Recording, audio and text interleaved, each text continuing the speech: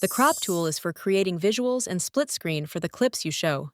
If you're working on a video that has screenshots, it won't resize them to fill the screen. Instead, it will keep them in their horizontal view. So if you want to make it more compelling, you need to resize it using the crop tool. You might notice when you try to use it that you need to confirm you want to crop the video. If that happens, just click it and confirm that this is what you want to do. After that, you can make any changes to the video. On top of the video, you have the option to choose how to crop it. You can crop in split screen, blurring the background and keeping the original clip in the center, or setting it to full screen. You can also see the type of cropping directly on the timeline. When it says blur, it means the video is set in the middle with a blurred background. If you click full, it shows part of the video, and you can change the crop position in the left window. When split screen is available, you'll see it in the middle and can switch positions and resize the clips however you like. You can create different positions, which is helpful if you're showing a full image that's not vertical, or if you have two people talking and want to show both on the screen. You need to know, though,